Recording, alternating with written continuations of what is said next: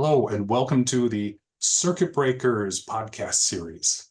I'm Steve Semler of FocalPoint Coaching, and I'm here today with Mike Jackson, who's the founder and CEO of Black Tech Talent, an organization that specializes in the hiring, engagement, and retention of Black technologists.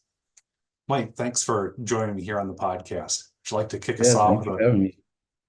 brief bit about yourself and your organization, please? Yeah, so, as you said, I'm Mike Jackson, founder and CEO of Black Tech Talent, and we work to increase the representation of Black technologists in both corporate careers and entrepreneurship. And we do that by curating a pipeline of job opportunities, education, community, and then what we call culturally specific content. We started in 2020, came up with the idea in March, April of 2020, and launched in July of 2020. We can get into the details of all of that, but essentially, that's what we do. We build community, and then we look at the resources they're looking for, which includes the job placement, upskilling, and things of that nature, and we provide those. And now we're at over 9,000 community members around the world. So just in a short amount of time, we've grown pretty fast. That's an amazing growth. Thank Absolutely. you. Yeah.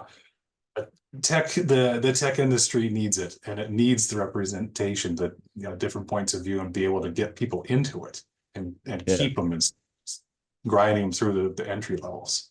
for Yeah, sure. For sure. what got you motivated to start off this organization? Yeah, so as I said earlier, I started working on it and came up with the idea in March of 2020 and started working on it in April of 2020. And so it was really sparked between, the pandemic and everything that was happening in the beginning with the stay-at-home orders. I had a startup previously called the Premium Experience, and we helped venues and artists better understand their audience and attendees through data and then to retarget that audience both on and off our platform. Did ticketing, talent booking, and a bunch of different things. And that was my first foray into kind of the tech startup world. I'd always been an entrepreneur and created small businesses. But that was my first time really jumping into like technology, building a platform, dealing with developers, putting together teams, learning about venture capital and, all of these things. And so when the pandemic came, I had actually just finished Google for Startups, Founder Gym, so tech accelerators, and got some really good traction with my last startup, and then stay at home, so there's no events. It's hard to get people on the phone when they're worried about losing their jobs and things of that nature. There's no end date to the stay at home order or how long COVID was going to be an issue that required us to, social distance. And so I was like, well, what can I do during this time to keep myself afloat, keep helping these communities I'd been helping even within my previous startup. And one of the things that I had done under that startup was a conference that was geared towards Black people and getting them into technology and kind of getting them introduced to the idea of being in technology and things like that. And so I'd already started building a community here in Minnesota, which is where I'm located. And I was working with different corporations and stuff. And we started off just doing smaller things like meetups and things of that nature with, the corporations that we had worked with. And of course, with the shutdowns, there was no more meetups. So I said, well, how can I pivot? What can I do? And I was like, well, I know these tech companies are actually going to grow during this time. So even when those companies were worried, I was like, we're all stuck in the house. Right. So delivery services, and now you see that with Target. Target had, I think, a record year during the pandemic. And so I was like, if I can get them to move some of the money that they allocate from events and marketing over to the IT department, maybe I can do something. And so I started off with getting the domain name, which cost me $12, and then called up some companies that I had dealt with before and said, hey, I'm launching this thing called Black Tech Talent. We can start off with just probably at the time I said Skype, right? Zoom had was on its come up. It wasn't quite there yet, but I was like, we can do some online stuff, resume reviews, interview practices, real interviews. And I was like, we're going to create a job board. And then once things are open, we'll scale it to more products and services. But what do you think? And four or five different companies said they were interested. And so from there, I started putting together a team, and Like I said, that was April, and then we launched in July. And in between then, of course, you had the murder of George Floyd, which is somebody that I had known personally. And so that just made us, take our mission that much more serious. Not because companies had to um, necessarily just strictly be focused on DEI or to find interest during that time, but because most of the companies that were reaching out were saying that's why. So if that's why you're saying you're contacting us, let's make sure that you're standing on that. And so that's kind of the origin story of coming up with the idea, getting the domain name, kind of leveraging the fact that I'd already built somewhat of a community of Black technologists here from previous things I'd done under my previous startup, and then kind of a timing thing of when we launched. Yeah. How did you manage to expand and grow that so quickly? Yeah, I mean, I had a lot of experience in community building, had a lot of experience in marketing and content creation and stuff like that from my previous companies, and so I was able to do a lot of this stuff organically. So part of it was timing, right? People were looking for DEI. Tech obviously is a big industry. So because I was very strategic in the name that I took, that drove a lot of traffic to what I was doing. Because when I came up with the name, I literally said I don't want anything that's obscure. I don't want to be melanin tech, and people don't know what that means. I don't want Pegasus tech, or you know what I mean. Like I was like, we got to do something during this time where we're figuring out during the pandemic. So mind you, still pre George Floyd, we got to figure out something that's very blunt in your face. This is what you're looking for. We have it. And so, it took me a couple of days to think of a name, thought of the name, saw it, got it. So the SEO was crazy. I mean, we were number one within months. Even with the other Black organizations that were doing stuff similar, we surpassed them by the end of that summer because of the SEO and the blogging. By the end of that summer, we ended up creating our podcast, BTT Discussions, and that was a hit with the HR and DEI community because it gave them an opportunity to see Black people in tech, which they weren't seeing. So whether they were against it or didn't believe in it, or whether they were for it and believed in it, neither side was really seeing it, right? And so I was able to also highlight that, and that allowed us to become a subject matter expert in the field very quickly from there. And then we just continued to grow relationships. And by 2021, I got into two startup accelerators. One's called Beta, the other was called Lunar Startups. And I was doing both of those simultaneously. One was 6 months long, the other was 3 months long. And then I started winning awards and pitch competitions. And then I went on to win Minnesota Cup, which is the largest statewide entrepreneurship competition in the country. It's $500,000 spread between 10 divisions. And then I ended up winning my division. It was a record year for applicants, and it's a grueling process. I think it was over 2,000 applicants that year. So very few Black people get in, very few Black people win. So for me to get in, I found out kind of behind the scenes later, like what people were saying. So we were still going against biases as well, outside of just how competitive it was. And I had to pitch maybe 4 or 5 times throughout that process, which is also difficult in itself. So winning that, especially for here in Minnesota, was a huge deal because it is a big competition. So that also attracted a lot of attention from corporate clients, investors. We got a ton of press from that.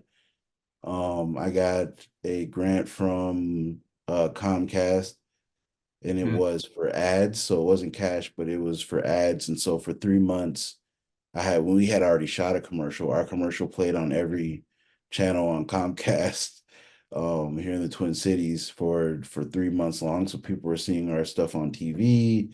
And then we had a partnership with Star Tribune, which is one of the articles you see hanging behind me. We got a grant from them. I think it was like $50,000 worth of advertising. So still not cash. Um, but we learned how to advertise through them, through the newspaper and their digital platforms. And so we had $50,000 worth of ads to run through them. So we were able to kind of organically grow and then get some of these grants that put some of the content we had already created out. And then between winning awards and all the press and stuff, it just grew and grew and grew. Yeah. Um, it kind of sparks a question about uh, I would imagine that just because it's still got a lot of bias to it, there must be a lot of challenges that Mhm. Black technologists face. What are some of those, and how do you help people get past them? Yeah, I mean, there's a lot. Part of what we do is we try to make sure we're collaborating and working with companies that are actually trying to be diverse or are diverse. And so we add that workforce development portion to it. We add the help. And so we kind of pre-vet some of the companies that we're working with. Obviously, now we're at over 100 companies that have used one or other of our services. So if it's like on the job board, obviously that's self-serve. But for ones that are trying to do search through us, or now we have our new platform Techie, which is like Tinder but for jobs, that people can download in the App Store, and it's pretty much the similar functionality. So, with that platform right now, because it's new, we are personally like onboarding companies. So even if they go and download the app and set up an employer account, we still reach out and have a meeting before we activate them onto the platform.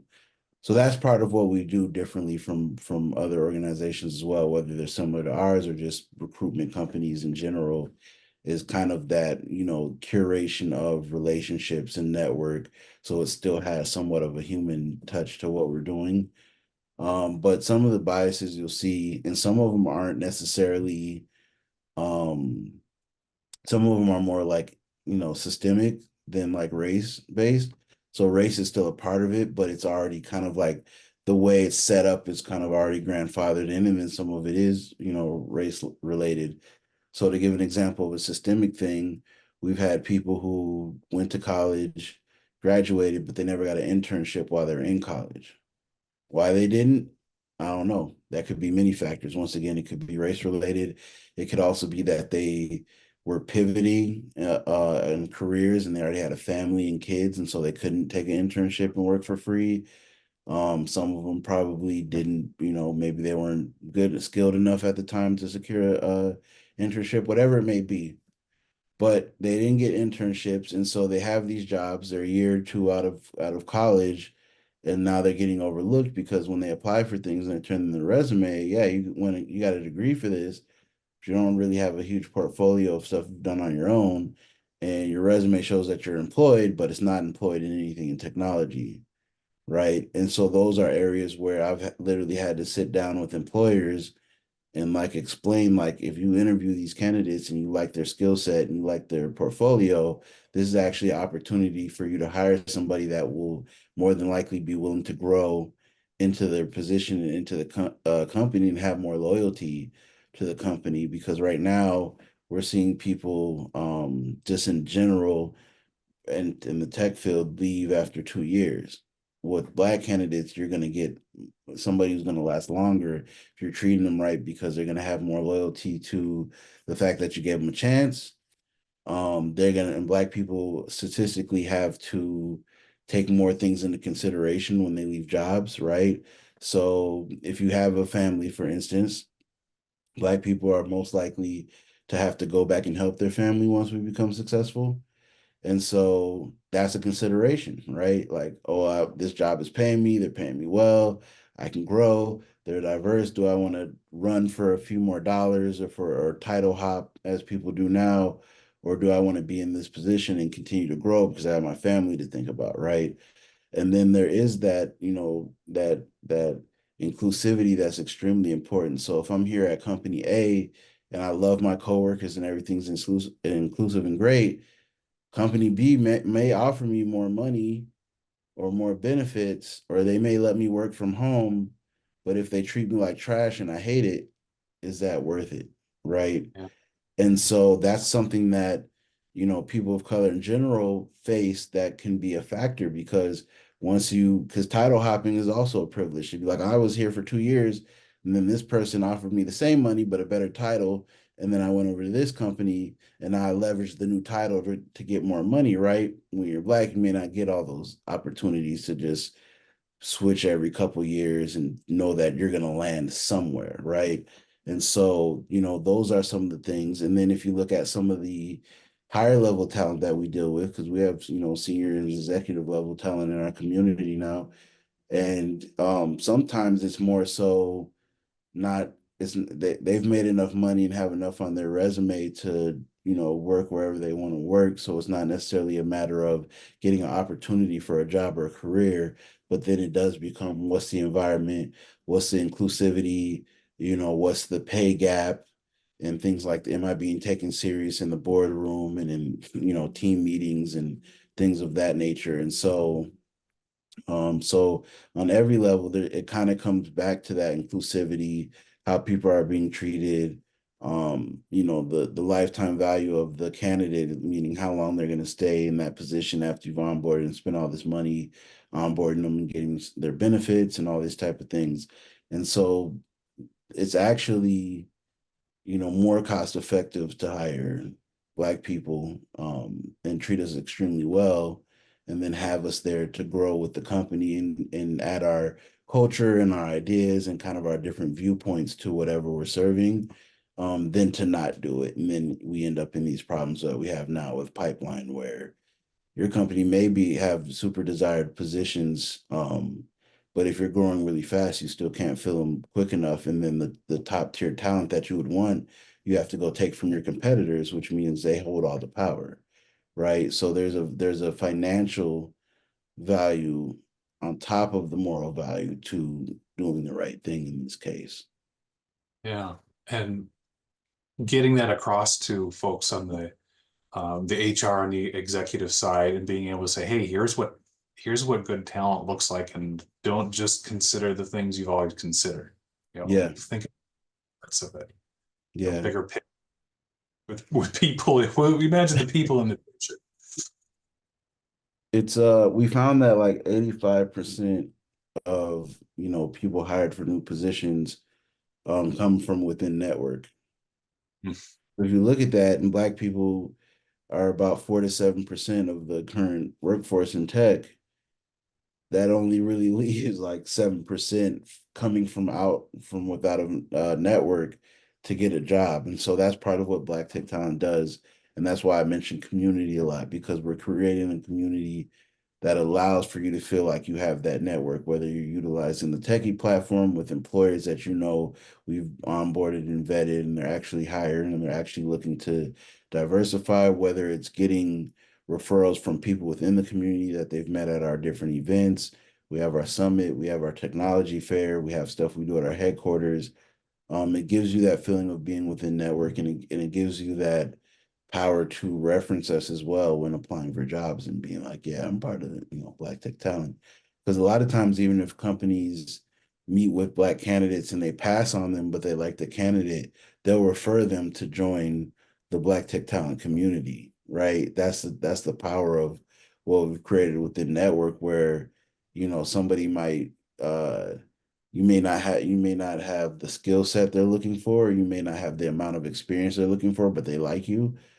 They refer you to us to make sure that you still have an opportunity to either get a role somewhere else, or at least when they're ready for that position, they know to come back to Black Tech Talent to find that candidate. And so that's just super important to have that feeling of like you're not alone in this journey. Yeah. And that whole thing with the network and the opportunities you're building that way. I mean, the name of the podcast is Circuit Breakers. It's what do you do to break out Hmm. of the circuit of the routine? I mean, this is breaking out of that circuit of the routine just Hmm. by the innovation that you created, the networks you created there. What Definitely. what would be what would like a tech business owner need to know to get in contact with and to take advantage of what Black Tech Talent is able to provide? Yeah, I mean, we're pretty visible, so you can find us on, Black Tech Talent on all the platforms, Instagram, LinkedIn, Twitter, Facebook, YouTube, TikTok. We're on TikTok as well. Pretty much everywhere except for Snapchat, Discord, and Clubhouse. But we have a Slack too. So pretty much on all the major platforms, just type in Black Tech Talent.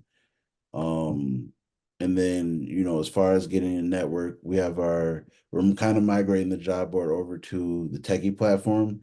So we're taking jobs off of there, but you can always go to blacktechtalent.org on our website and see if we put any jobs up there, if there's any left, depending on when you're watching this. But of course, download Techie. It's on the App Store.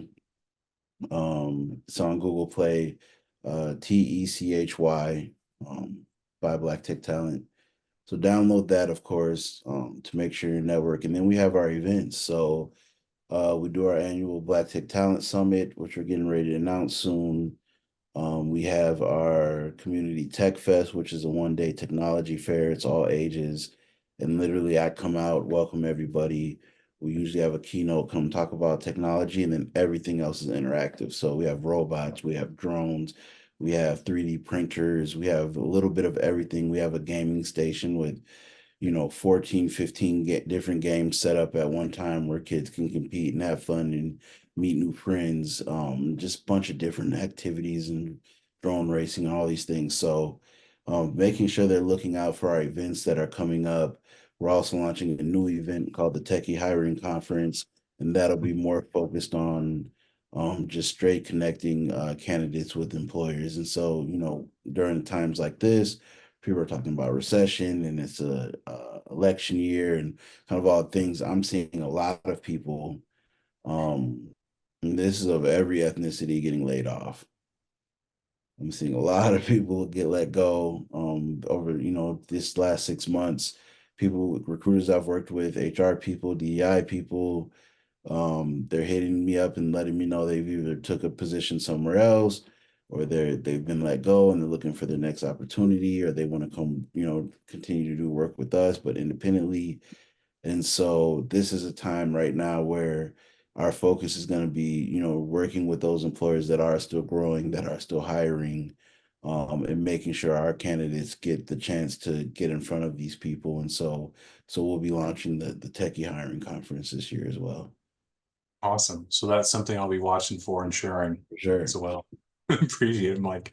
Um, if you could, think about the organization, if you could wave a magic wand over the organization and make one thing better over the next year, what would that be?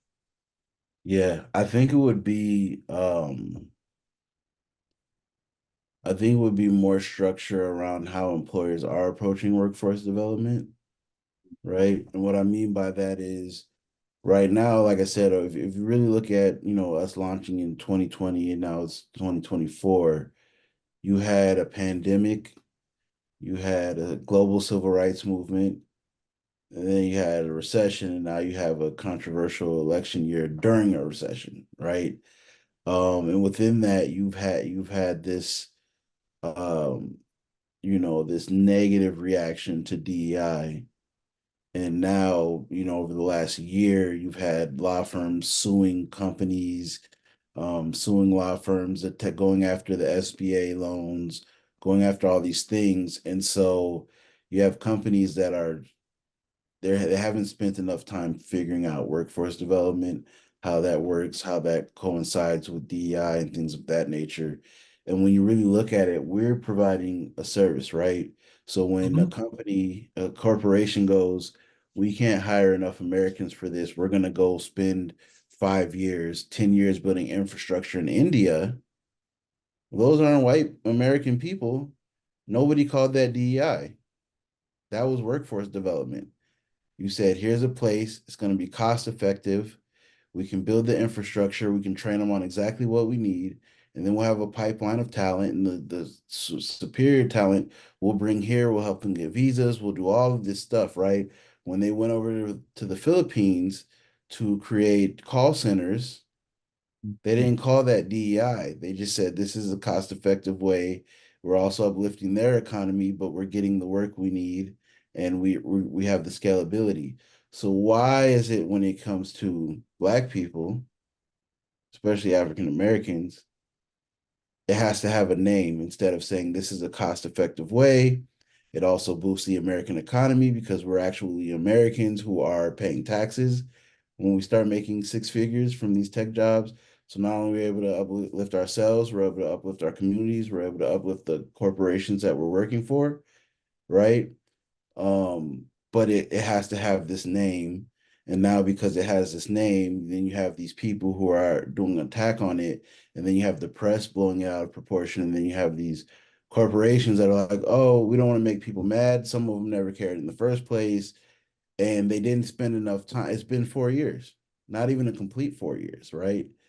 And that's not enough time and enough money being put out to really solve the problem and say this is a workforce solution the same way we did with India, China, Philippines, right?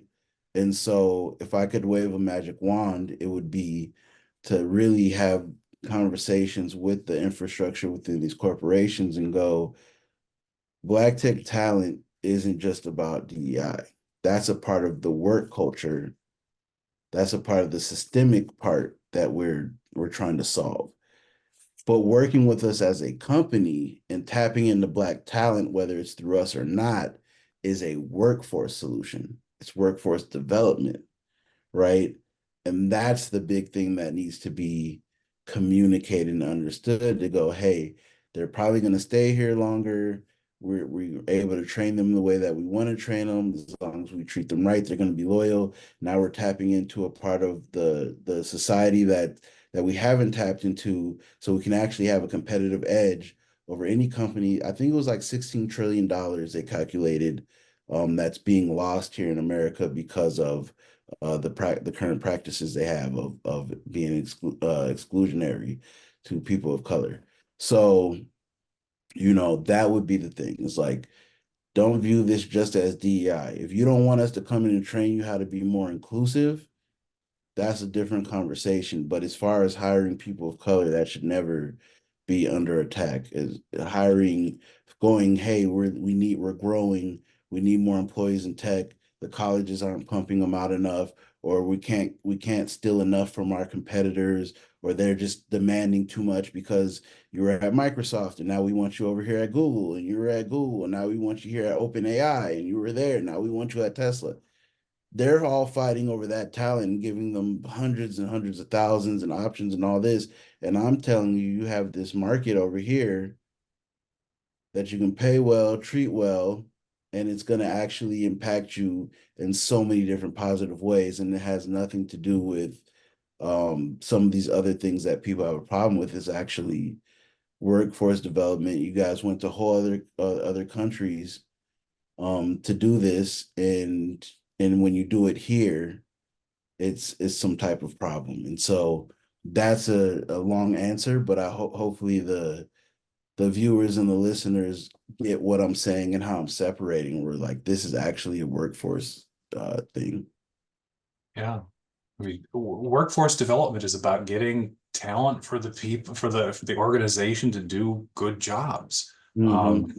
It's just not there should not be an issue with that in any way. Yeah, And and I've never heard of major corporations being influenced by people who have nothing to do with their bottom line on where they find talent. I'm sure there are definitely people who are like, we don't want our jobs going to India, but those people aren't even in tech. They've never influenced laws. They've never been sued for sending jobs overseas, right? And so Mhm. at the end of the day, this is when I break it down like that, hopefully to people, it's very transparent on what's actually happening, why people are actually mad, because I'm sure there are people who are not racist, at least in their mind, and they're like, well, no, it's not fair, and it should be on merit and this and all these different things, but that's called rhetoric.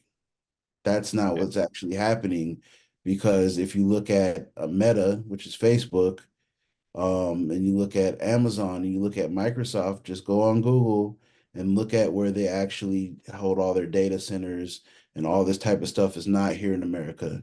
And it's not Mhm. Americans doing those work, reaping the benefits and paying those taxes, right? And then look at the scholarships and things that go out, and it's not to Americans, it's not to white males, right?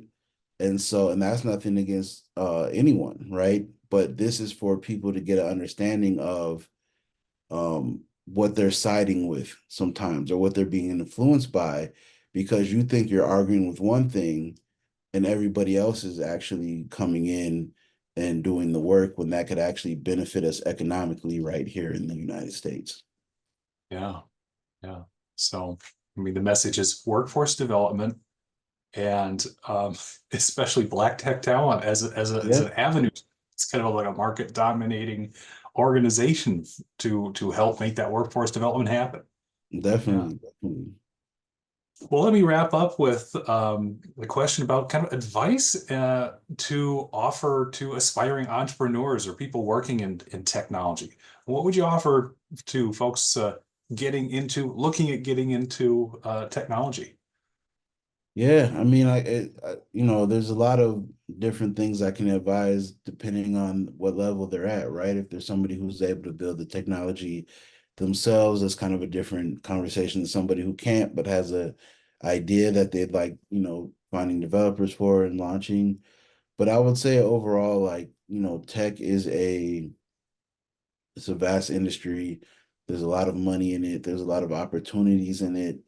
But the biggest thing you can do is make sure you do the market research on your idea, right? It's not just about ideas, it's about execution, and then it's about those resources and network. One thing I talk about a lot is intentionality and like being in the room. So network as much as you can. Even if you're introverted, even if you get social anxiety, like if you're out of sight, you're out of mind. So even if you can only do it once a month to muster up the energy or the courage or whatever it may be, do it and try to do it with intentionality. Because sometimes you're in a room to meet someone, but sometimes you're in the room to be the person someone else needs to meet. And so just making sure that you're building up all the different elements from all sides. When I built the premium app, people had already known me for my other businesses and stuff. I did work in entertainment and worked with celebrities and through concerts and did nightlife and all this type of stuff. I had a multimedia studio where a lot of the photographers and filmmakers would come use and fashion designers would use for like fashion shows and fashion show practice and all that. So I had already been known, but tech was a different lane. And when I got into it, I spent so much energy and money actually trying to develop the product that I actually wasn't going out at all for almost a year. And so by the time it was done, I looked up, it was like, wow, I didn't take this time to develop and foster the new network that I need to actually learn about venture capital and angel investing and to tap into different developers and kind of get this coaching and things that I need. I learned about, startup accelerators later in the game. And so definitely like just network, don't be afraid to ask questions, um, and put yourself out there as much as you can and your idea. Don't give away the secret sauce because you want somebody to run with it. But for the most part, like if you have something that's excited, people in this community get excited with you and they want to help you and offer you advice or resources or whatever it may be. So definitely do as much market research as you can, do as much networking as you can. Um, and just tap into all the different opportunities, whether it's startup accelerators or whatever it may be. So that's kind of my general advice for people who want to build technology. And then as far as careers in technology, same thing, like be very intentional. I talked earlier about that 85% comes from within networks, so the network's also important. But I would say with the intentionality, it's like research the field that you're trying to get into, research the field, research the company, research how they hire, what their hiring practices are. Reach out to, we have LinkedIn, reach out to employees of the company and see if you can ask them a few questions. Hey, my name is John. I'm actually looking to apply for some positions over here at this company. I see you work there. Would you mind if I ask you a few questions? And do it a lot. The first person may not respond. Some people, when they're in a job, they don't interact on LinkedIn. Some people use it for professional development and networking stuff. Some people just set it up, and once they get hired, they're not on it again until they need another position. So don't feel rejected either if people don't get back to you right away, or at all. But just use the platform to literally build that network. Go to events like the ones I mentioned. We've had people get hired just from our events. We've Mhm. had people get hired from our events like a year after too, because they stayed in contact with the recruiter or the hiring manager, whoever they met at the event. We've had people who had startups find their business partners or their employees at our events. So put yourself out there as much as possible in a positive light, but really research what you're trying to do, the field you're trying to be in, who are the major players, who are the major people hiring, and kind of just create like a life plan or like a roadmap for yourself. And from there, everything will kind of start filling in the blanks. Yeah, excellent advice. I mean, the power of networks is huge. We can have all the knowledge in the world, but if we're not connected to the people who are making the decisions, we're missing out. Yep. And when we are connected to the people making the decisions, or it doesn't have to be directly, but just even through people who know them, we can get more help and help each other out. Yeah. And it's something that a lot of times we don't think of until we actually need it. And so that's the trick is like making sure you're bringing the resources around you before you even necessarily need them. So by the time you need them, the relationships are there, the knowledge is there, and you can utilize it. Yeah, and that's where that intentionality, the Hmm. intent really makes a difference. Yep, exactly. Well, thank you, Mike. Appreciate the opportunity to learn more and to talk with you this afternoon here. Yeah, Um, appreciate the invite. yeah. So for folks watching, when you're faced with challenges and obstacles in your business or in your career path, consider these tips. Take Mike's advice to heart here, and feel free to reach out to me for training and coaching support. As always, I'm Steve Semler, Focal Point Business Coaching, helping techies be great leaders. Thank you much. Look forward to seeing it or hearing it in our next episode.